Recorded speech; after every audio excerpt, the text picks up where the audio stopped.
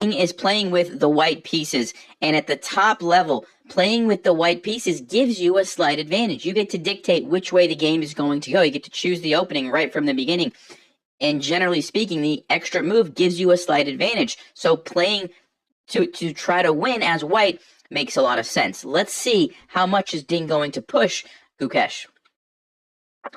He plays knight to f3, g3, bishop to g2, and d4. Now this is actually an opening that's played by black, which is called the Grunfeld defense. So this is kind of what's called a reverse Grunfeld, which the Grunfeld is a good opening for black. It's a fighting opening in a lot of lines. There's some very theoretical things that can happen, but having an extra move can be a good thing. But let's see what Gukesh had in store. He plays the move e6, a nice solid move.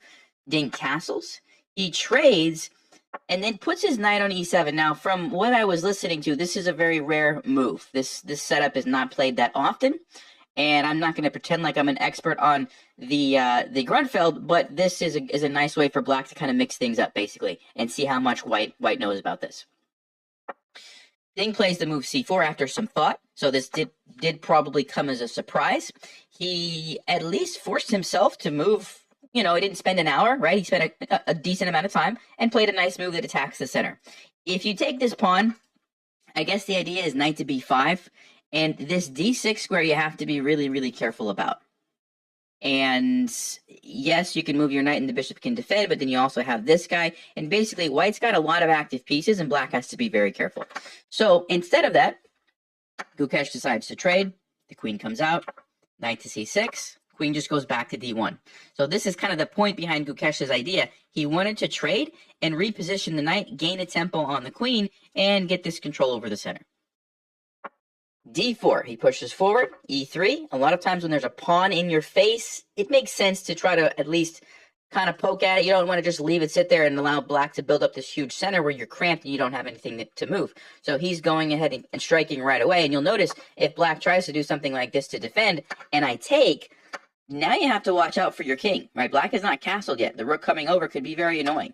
Now, of course, there's bishop e7. He's probably going to have time to castle. The other thing, though, is this is an isolated pawn. Very weak, right? This could be a very easy target for Ding in a position like this. So Gukesh goes bishop c5, develops and defends that way. We get a trade. Knight comes out to c3. And if you're wondering, is this not allowing some doubled pawns? It is. But you also give up the bishop pair, and after, let's just say, castles, this position is not so simple for black. Yes, you've got the pawn structure, but you have to worry about things like bishop to a3. You move your rook, rook to b1. Like, there's open files, there's diagonals where the bishops are just slicing across the board, and this can be pretty good. I just realized something. Usually I change the board color to match what they have in the world. I forgot to change it. So I apologize if that throws you off, but we're going to keep going. We're just going to keep going. I'm not going to change it mid-game. We're just going to keep going with the wooden board here. I just realized that. Anyway, what I was saying is taking that knight, while it might look good initially, actually it's pretty dangerous for Gukesh. And so he does not do that. He simply castles, gets the king out of the center. Knight to b5. Nice move, attacks the bishop, and you want to pay attention to squares like this on the chessboard where no pawns can control, right? Because if a knight lands there, like for example, this could be dangerous for black. This is a knight that's deep in enemy territory. It's controlling a lot of important squares. You have to watch out and make sure you have a plan for moves like this, okay? Nevertheless, he goes bishop b6, and we get sorry, not that one. We get b3. Let's keep going. a6. Now the knight has to go back. And I'm not actually sure what the problem with jumping in right away. I think it's something to do with, well, at this point, if you go here, you walk into a tactic, bishop to d4. It cuts off the queen's defense of the knight, hits the rook, and you're going to have to lose some material in this position. Now, if you would have tried it right away, I'm not exactly sure. Engine is saying bishop c5 just attacks it. Now you have to move. And then the bishop just goes back to d4, so you do this little dance. So I guess that's why. The bishop could just attack you, and yeah, maybe that's the reason. So anyway, back to the game. a6, knight goes back to c3, bishop goes back to d4. So we do this little dance. Now Gukesh is putting the pressure along this diagonal, but bishop to b2 is a nice developing move, defends the knight, and the rook is now safe. Okay, we get e5. queen to d2, bishop to e6, and he jumps the knight into d5. This is a great square. So going back a second, e5 seems like a good move. You're supporting your bishop, you're letting out this bishop, but it comes at a cost. The d5 square is an amazing outpost for white's pieces. So the first thing he does is defend his bishop to get rid of this pin, and then he jumps the knight in. Okay, so this is a very powerful knight that Ding has. b5. Generally speaking, when somebody has a strong pawn chain, you want to try to undermine it if you can. Now, in this particular position, you have to be careful if you're Gukesh, because you are lining up these pieces on a bishop. That can be very, very dangerous. So if you're a beginner doing this, watch out. That's all I'll say. You have to make sure that you calculate, well, what happens if he moves this knight here, or here, or here, or anywhere really, because the bishop's going to be unleashed, right? Am I okay with that? You have to make sure you calculate that. But, of course, these guys are professionals, and they don't make decisions like this lightly. Ding trades this off. Now, I think this is kind of a moment in the game where he's built up a slight advantage. You see the eval bar, it's just a little bit in white's favor. But it's an advantage nonetheless, and part of that is this nice knight on d5. This is an amazing outpost. So by trading, you're giving that up. You are giving, this is now a target. This is now a problem for you that you're going to have to deal with. Okay, black probably doesn't want to take it right away, because after, like, let's just say this, you're going to lose the knight. But eventually that's going to have to leave, right? And he didn't have to do that. He could have played a different move, like bringing a rook to the c file, let's just say, for example, to try to keep the support there. I'm not saying this is the best move. I'm just giving you an example. He trades, which is kind of like, are you just trying to trade and go into an endgame? And maybe that's the strategy. Maybe he wants to go into the tie breaks because he feels like the rapid chess is his best chance, right? But it just felt like, I don't know if that was really the right approach here. Okay, but let's keep going. Black recaptures. And one thing I should mention is sometimes these pawns on the queen side, whoever has the majority, can be an advantage.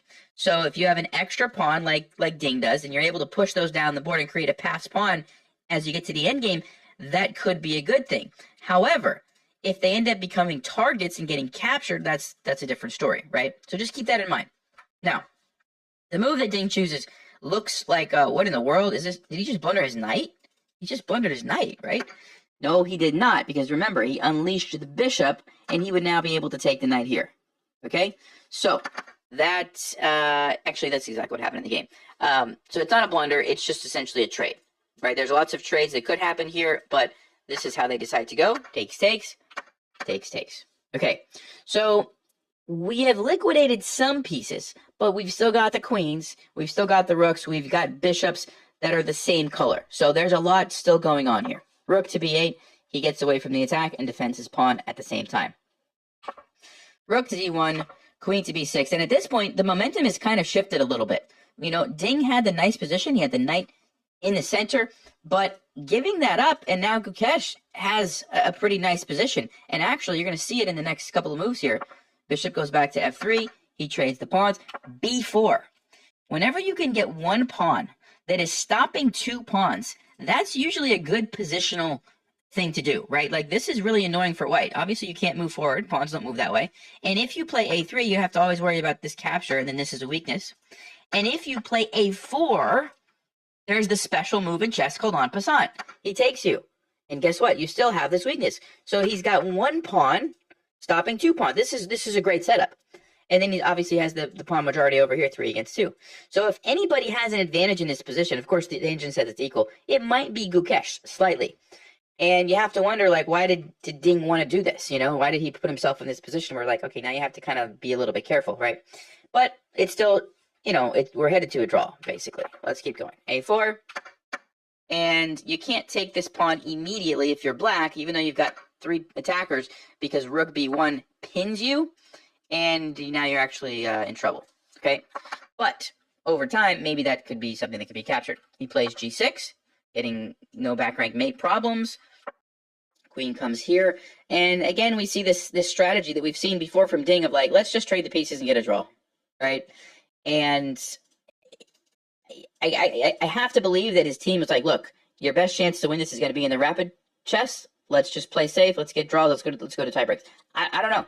I don't know. But here we see it. He just wants to trade the queens. Now, at this point, you know, you could say, okay, he's already in a worse position, so maybe at this point it makes sense. Earlier probably would have been the time if he was going to push for a win to do it. Gukesh says, no, thank you. Let's play on. Queen to b5. I'm keeping the queens on the board. I'm keeping the pressure on your pawn. I think I have the advantage. If anything, white's king might be more exposed because he's missing the pawn, right, around the king. b4. And you will notice it's only defended one time, and it's attacked 2 times. Why is Ding giving up his pawn for free? Well, he's basically saying, look, you can't win this endgame. 3 against 2. It's too much of a draw. It's too symmetrical. Yes, it's 1 extra pawn, but it's not enough. Just trade the queens. Let me go into an endgame where I can get a draw. We'll go to tie breaks, and we'll finish this thing tomorrow. Queen takes. And I don't really know if there was another way that Gukesh could have pushed for an advantage. There's not much else that he can do. And so he finally decided, all right, let's take the pawn. We'll go into the endgame. So, 2 rooks, a bishop. He's got the extra pawn. At the top level, this is going to be drawn probably 99% of the time, unless something crazy happens. Rook to a8. Ding is just kind of going with the strategy. Like, look, let's just keep trading. He's forcing another trade. Now, if you will remember, the previous game, we had a 3 against 2 situation with the pawns, right? And Ding was able to hold on for a draw. This is almost the exact same thing, except we have the bishops on the board, which adds a little bit of a different change to the position. It actually gives black, or gives Gukesh, a tiny bit more hope that maybe he can squeeze something out of it. Still very likely it's going to be a draw, but the fact that there's an extra piece, and they're not opposite color bishops, okay, they're both bishops on the same color, there's a little slim chance that maybe he can make something happen. But we're probably going to be in for another 100 moves or something of just like trying to do something, and it's going to be a draw. That's what usually will happen. He plays g5, and again, the thing is, if he can trade these, it's even easier draw. So Gukesh doesn't want that. He moves the bishop. Rook moves. King comes up. Rook comes down. He's attacking on f7, trying to get active with his pieces. Makes sense. Bishop to g6. So Gukesh has this nice little setup where basically everything's going to be defended. And there's not going to be anything for Ding to attack. Okay?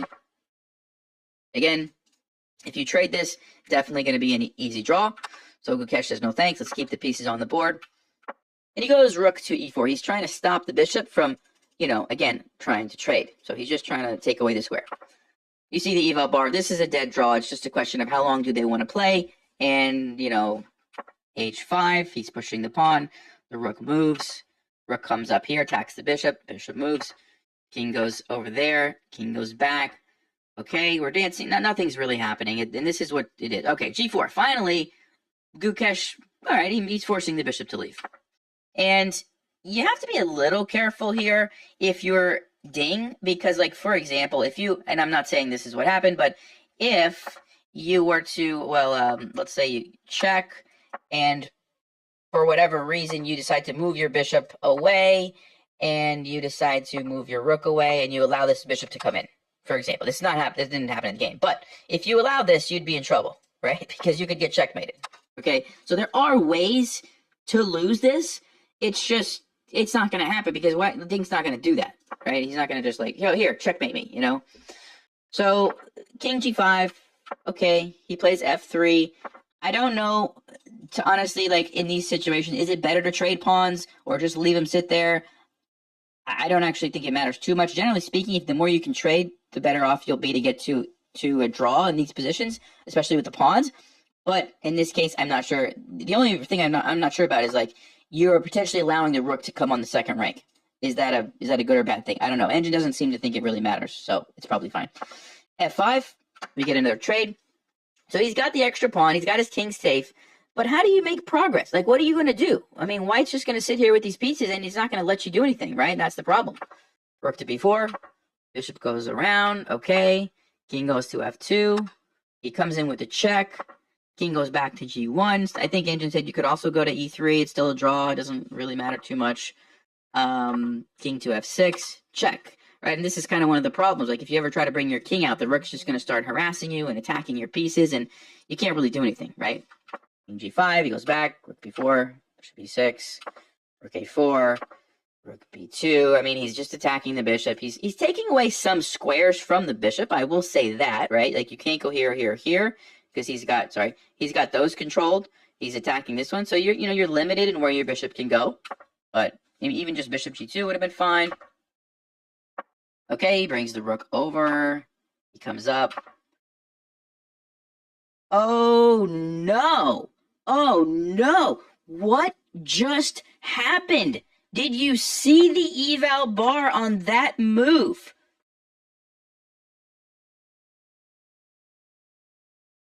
Ding Liren just blundered. He just made a huge blunder. I invite you to pause. Why is this move so terribly bad for Ding Liren? Well, if you had a chance to think through that, here's why. You can trade the rooks. You can go bishop to d5, which forces a trade of the bishops. And when the dust settles, this is what happened in the game, by the way. You have a winning king and pawn ending. He just cracked. He just cracked under the pressure. He probably let his guard down a little bit because you're thinking like, this is just a draw. This is just a draw. I just have to keep making moves. Like any other move, like almost any other move is fine. Just move your rook anywhere else. Like, let's see, rook a4, still a draw. Bishop g2, still a draw. Rook f1, still a draw. Like, just anything else. Not here. Not here. Gukesh takes it. And you could see Gukesh was like, wait, what just doing a double take? Like, did that just happen? Did he just play rook f2? Bishop here guarantees the trade of the bishop. Because you don't want to let these pawns get traded and then the bishop sacrifices itself for the pawn. Because that's just a draw. Right? You can't win with just a bishop. You need to make sure you keep another extra pawn. So by forcing the bishop trade, that's no longer an option, which means now white's only chance is to hope that you'll push this at the wrong time and allow them to blockade your other pawn and it's a draw that way. But Gukesh is not going to do that. He plays king e5. He gets opposition. For those of you who are going through the endgame series with us, you know how important this is. And Ding Liren resigned. Gukesh Domoraju is the new world champion. He made history. The youngest world champion in history. He's 18 years old. An amazing game. I mean, he had a small advantage that a lot of people probably would have said, all right, whatever, let's just take the draw. No, he's going to push this has been the story of the match. He's been trying to push every way he can. And it worked. It worked. Unbelievable. Let's talk about why this is a win. So if you are playing in Ding's position and you run this way, because you're thinking like, well, let me just go back and forth here and keep the king from coming in. F4, he's going to create the pass pawn. And when you take, I mean, you have to take. If you don't take, he's going to take you or push by, and that's going to even be worse. So you have to take. He takes, and now your king is not going to make it in time because G3. And if you try to go stop it, which you have to, he gets the opposition. This is a win. He sneaks by, and he wins the king and pawn ending. If you try to go here, he just comes up. Sorry, he doesn't come up. They are tricky. Okay, here's the thing. If you allow this opposition, you now draw the game. So he doesn't go there. He goes E3, gets the opposition, so that he goes to F3, gets the opposition, and we get the same position where it's a draw. The reason you need the opposition as black is because if you blunder like I just did, not paying attention, now when you push the pawn, guess what? It's a stalemate, and it's a draw. Okay, so it's very tricky. However, it's still winning. So let's go back. So that's the issue, okay, if you try to just go back and forth here with your king. Let's say you go this way, because this is actually a tricky move. If you're playing as black, what do you play? What do you play against this? Well, if you played the move king e4, which looked very, very natural, guess what? The game is a draw. You threw it away, because now he goes king e2. He gets the opposition, and wherever you go, he's going to keep getting the opposition. If you go here, he gets the opposition. If you go here, he gets the opposition. If you go here, he gets the opposition. Okay? So you're going to be obligated to push the pawn. But guess what? He takes, you take, he gets the opposition. This is a draw, right? So why is it a loss? What did Gukesh have to do if this happened? He doesn't go here. He goes king to d4. This is kind of a like a weird way to get opposition on the diagonal, right? And the idea is that wherever the king moves, in this case, you can't go to f3, but if you move here, then boom, black gets the opposition, and that changes everything. Because now on king f2, you sneak around. You sneak around. You don't make this mistake. This is now a draw. Okay, this is a draw on king and pawn ending. So what do? You sneak around this way, king d3, and basically you're going to set up a Zugzwang. And there's no way for white to stop you. If he gets here, boom. This is Zugzwang, where you have to move as white. You don't want to, because if you could just pass, you're like, no, I'm good. I'll just pass. I don't want you to take my pawn. But you have to move. And he grabs the pawn and he wins the game. Once the king sneaks in, he's going to push the pawn. There's nothing that you can do. He just has to get the ordering right. Let's go like this, check, something like this, bring the king over, and now you can play g2, and you win the game. Gukesh has played an incredible match. He was putting the pressure on Ding from game one, and it paid off. Ding, probably let his guard down for just a split second. He thought, okay, this is it. We're drawing. He probably started thinking about, we got tie breaks, we got rapid, we got blitz. And he played an incredible blunder, rook to f2. I feel bad for Ding because this is rough, right? I guarantee you guys, as soon as he played, he's like, what am I doing? Why did I do that, right? We've all had those games, but in that moment, that's got to be heartbreaking for Ding. That being said, Gukesh, he earned it. He played very well. Incredible match. Props to him. 18 years old. That's unheard of. And we have a new world champion. Hope you guys enjoyed the recaps. Let me know your thoughts. And as always, stay sharp, play smart, and take care.